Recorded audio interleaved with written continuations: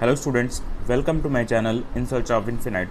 आज यहाँ पर बात करने वाले हैं पॉलिटिकल साइंस के एक बहुत ही इंपॉर्टेंट टॉपिक के बारे में, जो है आउटकम्स ऑफ डेमोक्रेसी। इससे पहले के टॉपिक्स का वीडियो मैं बना चुका हूँ, जिसका लिंक आपको डिस्क्रिप्शन बॉक्स में मिल जाएगा। एक प्लेलिस्ट क्रिएट कर दी गई, वहाँ से जाके आप सारे वीडियोज़ को देख सकते हैं जो इससे रिलेटेड आपके पॉलिटिकल साइंस के वीडियोज़ हैं। तो चलिए स्टार्ट करते हैं वीडियो को और जानते हैं इस टॉपिक के बारे में कुछ। So first question is what is democracy? लोकतंत्र क्या है? So democracy is basically a form of government in which the ruler is elected by the citizen. एक ऐसी फॉर्म ऑफ गवर्नमेंट होती है जिसमें जो रूलर होता है, जो भी लीडर होता है, वो डायरेक्टली लोगों के द्वारा, सिटीजन के द्वारा ही इलेक्ट होता है। चुना गया लीडर होता है, उसी के पास सारे राइट होते हैं कि वो जितने भी मेजर डिसीजंस होते हैं वो मेजर डिसीजन लेते हैं। इंडिया में फेयर इलेक्शन इसके लिए कराए जाते हैं, जिनसे जो भी रिप्रेजेंटेटिव लीडर होता है वो चुना जाता है। सभी पर्सन के पास एक वोट होता है और हर एक वोट की उतनी ही वैल्यू होती है। ऐसा नहीं कि हर एक सिटीजन की वोट की जो है वैल्यू अलग होगी, सभी के पास एक वोट है, सबकी एक ही वैल्यू। जो भी रूलिंग गवर्नमेंट है वो जनता के जो अधिकार है उनका सम्मान करती है और सभी के लिए जो भी अधिकार हैं वो बराबर हैं। So the next topic is why is democracy a better form of government? लोकतंत्र को एक गवर्नमेंट का एक बेटर फॉर्म क्यों माना जाता है?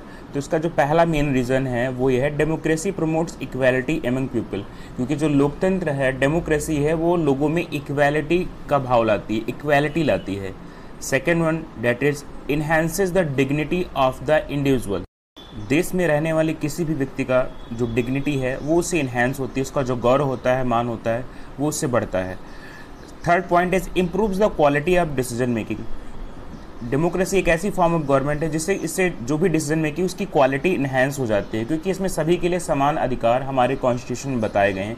उसमें कोई भी छोटा बड़ा नहीं है। न्याय के सामने जो जस्टिस सभी के लिए एक जैसा है। अगर कोई भी व्यक्ति किसी भी तरह से अगर उसको ट्रबल लगती है तो वो जाके हाई कोर्ट के सामने, सुप्रीम कोर्ट पे जाके वो उसमें कंप्लेन कर सकता है। आपसी संघर्ष को ख़त्म करने के लिए, जो भी कॉन्फ्लिक्ट है उनको रिजॉल्व करने के लिए यहाँ पर कुछ मेथड्स यहाँ पर सुझाए जाते हैं। जो डेमोक्रेसी फॉर्म ऑफ गवर्नमेंट है, मिस्टेक अगर किसी तरीके से हो गई तो उसको करेक्ट करने के लिए भी यहाँ पर सुझाव दिए जाते हैं। सपोज दैट अगर किसी भी हाई कोर्ट में अगर गलत फैसला सुना दिया जाता है तो उसके खिलाफ आप जाकर सुप्रीम कोर्ट में अपील कर सकते हैं। चलिए बात कर लेते हैं कुछ और पॉइंट्स के बारे में। It is a legitimate government. Legitimate government एक ऐसी गवर्नमेंट होती है जो बेसिकली लोगों, सिटीजन्स के द्वारा रूल और रेगुलेशन के लिए इलेक्ट की जाती है। It is slow, less efficient and not very responsive और क्लीन। बट अगर इसका मैं एक दूसरा पक्ष देखूं तो ये काफ़ी, अगर डेमोक्रेसी अगर फॉर्म से चलते हैं तो जैसा कि आप देखते हैं कि जो इकोनॉमिक वेल कंट्रीज़ होती हैं लाइक चाइना, वहाँ पर क्या होती है कि वहाँ पर वन पार्टी सिस्टम होता है, तो उनकी जो इकोनॉमिक ग्रोथ होती है वो काफ़ी तेज़ी से होती है और वहाँ पर क्योंकि डिसीजन जो होते हैं काफ़ी क्विक लिए जाते हैं, तो उस हिसाब से देखा जाए तो डेमोक्रेसी काफ़ी स्लो है, लेस एफिशिएंट है और कंपेरेटिवली जो है, अगर हम बात करें जहाँ पर वन पार्टी सिस्टम है, उससे थोड़ा सा कम रिस्पॉन्सिव, क्लीन है। क्योंकि ये एक जनता के द्वारा चुनी गई गवर्नमेंट होती है। Its people own government and it has its own ability to generate its own support, और वहाँ पर खुद अपना जो सपोर्ट सिस्टम उसको जनरेट करना होता है। डेमोक्रेसी में जो भी लीडर होते हैं उनके पास अधिकार होते हैं कि वो अपना अगर काम जनता के सामने रखते हैं, प्रेजेंट करते हैं, अपनी जो भी विल पावर होती है वो रखते हैं, तो अगर जनता को उनका काम अच्छा लगता है, उन्हें पसंद आता है, तो वो उनको इलेक्ट करते हैं और उन्हें लीडर बनाते हैं। कह सकते हैं कि ये बेटर फॉर्म ऑफ गवर्नमेंट इसलिए क्योंकि इसमें जो भी चीज़ें जो हैं वो जनता के प्रति केंद्रित हैं। जो सेंटर में है वो यहाँ के पीपल्स हैं और उसी के अराउंड में सारी चीज़ें रिवॉल्व करती हैं। तो ये कह सकते हैं कि यहाँ पर जनता के हितों की बात की जाती है, उनसे, उनके ही थ्रू सारी चीज़ें जो हैं वो वहाँ पर जो है कंस्ट्रक्ट होती हैं। इसलिए आप कह सकते हैं कि democracy is a better form of government than any other form government. We are going to talk about what are the outcomes of democracy. So first one, democracy is just a form of government. जैसा कि मैंने बताया कि ये सरकार का ही एक form है democracy. Okay, it can only create condition for achieving something. जनता की बेसिकली कुछ शर्तें होती हैं, अगर वो लीडर, पर्टिकुलर लीडर जो होता है, अगर वो फुलफिल कर देता है उन कंडीशंस को, तो वहाँ पर वो लीडर जो है इलेक्ट कर लिया जाता है। Citizen have to take advantage and achieve goals. के लोग होते हैं इसका एडवांटेज उठा सकते हैं और जो भी अपने गोल हैं उसको वो कंप्लीट कर सकते हैं। जस्ट फॉर एन एग्जांपल, अगर किसी भी स्टेट में अगर सपोज दैट वहाँ पर एजुकेशन प्रॉब्लम है तो वहाँ पर एजुकेशन प्रॉब्लम को रिजॉल्व करने की वहाँ पर मांग रख सकते हैं। अगर कोई भी लीडर उसको फुलफिल कर देता है तो वहाँ पर वो लीडर इलेक्ट कर लिया, पर्टिकुलर उस स्टेट में वहाँ पर एजुकेशन की प्रॉब्लम भी वहाँ पर रिजॉल्व हो जाती है। तो कुछ इस तरीके से जो होती है ये एडवांटेज और गोल्स को अचीव किया जा सकता है। अब नेक्स्ट टॉपिक की बात कर लेते हैं। Now the next topic is what are the things that a democracy must provide. वो कौन सी चीज़ें हैं जो लोकतंत्र में प्रोवाइड होनी चाहिए। So first one, people have the right to choose rulers and people have control over rulers.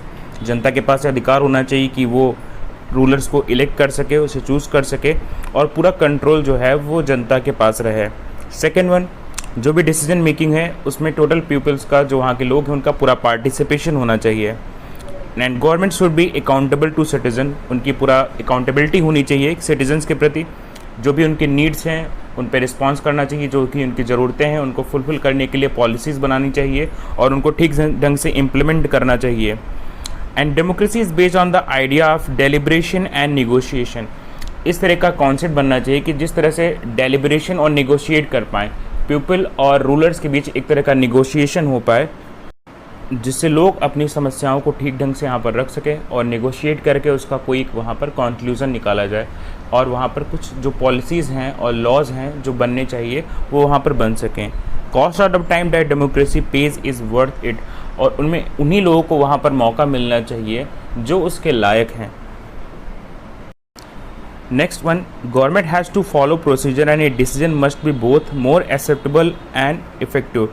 Government को कुछ ऐसे प्रोसीजर बनाने चाहिए जो लोगों के लिए इफ़ेक्टिव भी हों, एक्सेप्टेबल हैं। ऐसी पॉलिसीज़ बनानी चाहिए जो पूरी तरह से लोग एक्सेप्ट कर पाएँ। ऐसी पॉलिसीज़ नहीं बना देनी चाहिए जो पूरी तरह से एक्सेप्टेबल ना हो और इफ़ेक्टिव भी ना हो। तो इस बात का भी ध्यान रखना चाहिए। जो भी वहाँ पर रूलर जो गवर्नमेंट को रूल कर रहा है, वहाँ पर होल्ड कर रहा है, वो पूरी तरह से उसके पास अकाउंटेबिलिटी होनी चाहिए कि किस तरह से जो है पीपल्स के बीच में जाकर वहाँ पर डिसीजन मेकिंग करता है और उनका भी एक्टिव पार्टिसिपेशन वहाँ पर होता है। और डेमोक्रेसी में पूरी तरीके से ट्रांसपेरेंसी होनी चाहिए, पारदर्शिता होनी चाहिए और ये इंश्योर करना चाहिए किस तरह से वहाँ पर रिस्पॉन्सिव गवर्नमेंट हम चुनते हैं और किस तरीके से वो इनइक्वालिटी और पॉवर्टी को रिड्यूस करने के लिए काम करता है। कहते हैं नेक्स्ट टॉपिक के बारे में। Now measurement of the democracy as per their outcome. As you know, यहाँ पर regular free and fair election कराए जाते हैं इलेक्शन कमीशन के द्वारा, जो हर 5 साल में कंडक्ट होते हैं। और अगर कोई यहाँ पर इंटरप्शन हो जाती है तो वो जो भी इलेक्शन का प्रोसीजर होता है अगर यहाँ पर आ जाता है तो वो उस तरह से कंडक्ट कराए जाते हैं। ओपन पब्लिक डिबेट होती हैं, आप जानते हैं कि न्यूज़ चैनल्स में या पब्लिक्स के बीच में जाके डिबेट होती हैं और कुछ मेजर पॉलिसीज़ होती हैं, लेजिस्लेशन होते हैं, उनके बारे में वहाँ पर चर्चा होती है। और जो भी पक्ष होते हैं और विपक्ष होते हैं वो दोनों आपके सामने होते हैं कि जो किस तरह से सरकार अपना पक्ष रख रही है और किस तरह से विपक्ष उसका जो है ऑब्जेक्शन कर रही है। बेसिकली जनता के सामने सब कुछ रहता है। And citizens right to information about the government and function. जैसे मैंने आपको बताया कि सिटीजन के पास अधिकार होते हैं, लोगों के पास ये अधिकार होते हैं कि अगर वो गवर्नमेंट के फंक्शन के बारे में जानना चाहते हैं, उनकी कार्य प्रणाली के बारे में जानना चाहते हैं कि किस तरह से काम कर रहा है, फंक्शनिंग कर रहा है, तो वो RTI के थ्रू ये सारी चीज़ें पता कर सकते हैं और उनका जवाब जो है 1 हफ्ते के अंदर उनको मिल जाता है। What can we expect from the government. हम गवर्नमेंट से क्या एक्सपेक्टेशन रख सकते हैं। सो गवर्नमेंट से बेसिकली यही एक्सपेक्टेशन रहती है कि वो जनता के नीड्स हैं और जो प्रॉब्लम्स हैं उनको समझे, उनको रिजॉल्व करने के लिए कुछ पॉलिसीज़ बनाई जाए और उसको ठीक ढंग से इम्प्लीमेंट किया जाए। और जो करप्शन है उसको यहाँ पर करप्शन की मात्रा जो है बिल्कुल वहाँ पर कम कर दी जाए और बिल्कुल उसको हटाने के लिए एक अलग सा वहाँ पर कानून लाया जाए। गवर्नमेंट जो होनी चाहिए वो करप्शन फ्री होनी चाहिए बेसिकली, क्योंकि अगर किसी भी पॉलिसीज़ में अगर करप्शन अगर होता है तो जनता के पास वो चीज़ें जो हैं वो ठीक ढंग से नहीं पहुंच पाती। अगर गवर्नमेंट अगर वहाँ पर कोई ऊपर पॉलिसीज़ बनाती है, अगर वो करप्शन फ्री नहीं होगा तो जो भी जनता को लाभ मिल रहा होगा वो डायरेक्टली जनता को नहीं मिल पाएगा। वो सारी चीज़ें जो हैं कहीं बीच में ही रहकर वहाँ पर ही ख़त्म हो जाएंगी। चलिए बात कर लेते हैं नेक्स्ट टॉपिक के बारे में।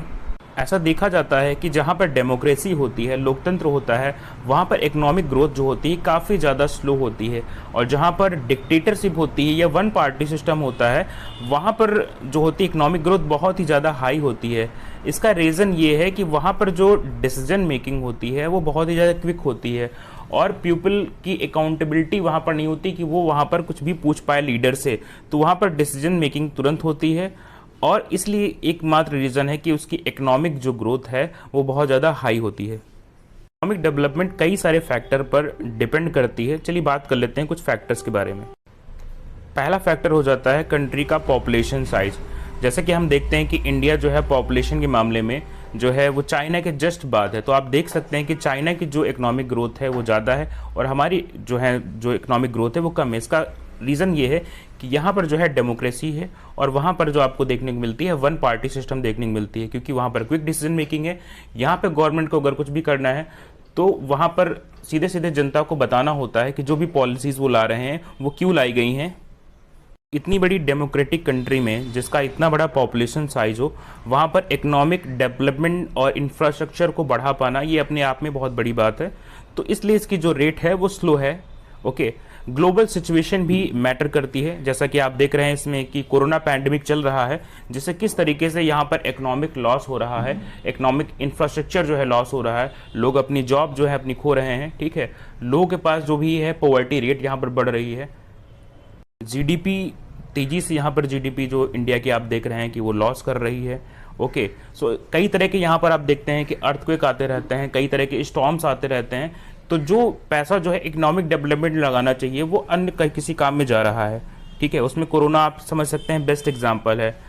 अब कोऑपरेशन अदर कंट्री से ये भी मैटर करता है कि हमारा जो कोऑपरेशन है वो अदर कंट्री से कैसा है, किस तरह से हम ट्रेड करते हैं अन्य कंट्रीज़ के साथ में, या रिलेशन कैसा है। अगर हम दूसरी कंट्रीज़ के साथ में अच्छा कोऑपरेशन बना के रखते हैं तो हमारा ट्रेड भी अच्छा होता है। जैसे कि आप जानते हैं कि हम जो है अपने जो सॉफ्टवेयर हैं वो यहाँ पर इंडिया में जो बनते हैं वो अमेरिका को ट्रांसफ़र करते हैं, देन वो वहाँ से ट्रेड कर देते हैं अन्य कंट्रीज़ में, क्योंकि भी उस तरह से इंडिया जो है इतना बड़ा यहाँ पर मार्केट नहीं बन पाया है, उतनी रिलायबिलिटी नहीं बन पाई है, तो ट्रेडिंग उस तरह से इतनी बेहतर नहीं हो पाई है। बट अगर इंडिया अन्य कंट्रीज़ के साथ में अच्छे रिलेशन, अच्छे टर्म्स में रहता है, तो यहाँ पर ट्रेडिंग को और बढ़ाया सकता है, जिससे इकोनॉमिक डेवलपमेंट और ज़्यादा सही हो सकता है। ओके, तो बेसिकली इंडिया के वैसे सभी के साथ आप जानते हैं कि काफ़ी अच्छे टर्म्स रहते हैं। हमारी जो नीति रही है वो हमेशा वसुधैव कुटुंबकम की रही है। Economic priorities adopted by the country, ये काफ़ी कुछ डिपेंड करता है कि वो पर्टिकुलर कंट्री किस तरह की इकोनॉमिक प्रायोरिटीज़ जो है अपने पीपल्स के सामने प्रेजेंट करती है, किस तरह के वहाँ पर मौके क्रिएट किए जाते हैं जिससे वहाँ के लोग जो हैं वो इकोनॉमिक कंट्रीब्यूशन दे सकें वहाँ पर। एक बात जो यहाँ पर देखने को मिलती है कि डेमोक्रेसी जो होती है वो सिर्फ पॉलिटिकल इक्वालिटी लाती है, इकोनॉमिक इक्वालिटी नहीं लाती है। यहाँ पर आपको देखने मिलेगा कि किस तरह से इकोनॉमिक इनइक्वालिटीज़ आपको देखने को मिलती हैं कि small number of ultra rich enjoy highly disproportionate share of wealth and income, कि जहाँ पर एक अमीर होता है और अमीर होता जाता है, और गरीब जो होता है उसकी कंडीशन लगातार क्या होती है, डिक्रीज़ होती रहती है।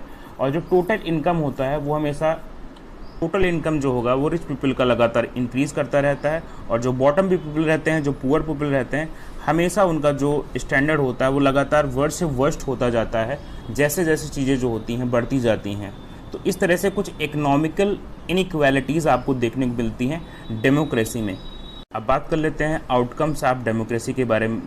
सो majority to work with minority, इसमें जो एक मेजॉरिटी है वो किस तरह से माइनॉरिटी के लिए वर्क करती है, और जो रूल होते हैं मेजॉरिटी के द्वारा बनाए जाते हैं वो जो सिस्टम के थ्रू किस तरीके से वहाँ पर इम्प्लीमेंट किए जाते हैं पूरे स्टेट। डिफरेंट कल्चर, लैंग्वेज के बेसिस पे जो लोग अलग होते हैं सभी के हितों का ध्यान रखा जाता है, और किसी भी तरह का वहाँ पर डिस्क्रिमिनेशन देखने को नहीं मिलता है। हर एक पर्सन की डिग्निटी का ध्यान रखा जाता है, और उसके पास हर एक पर्टिकुलर मेंबर के पास इंडिविजुअल राइट रहता है, freedom of expression, freedom of right to choose any kind of religion, वो पूरी तरह से उनके पास अधिकार रहते हैं। इसी का अगर हम ठीक ढंग से रेगुलेशन करना चाहते हैं तो पीपल्स को और थोड़ा सा रिस्पॉन्सिबल बनना होगा, और जो भी चीज़ें होंगी कंप्लेंट होंगी और जो एक्सपेक्टेशन होंगी उनको एग्जामिन करना होगा, और उन्हें एक एक्टिव पार्टिसिपेशन दिखाना होगा गवर्नमेंट के प्रति।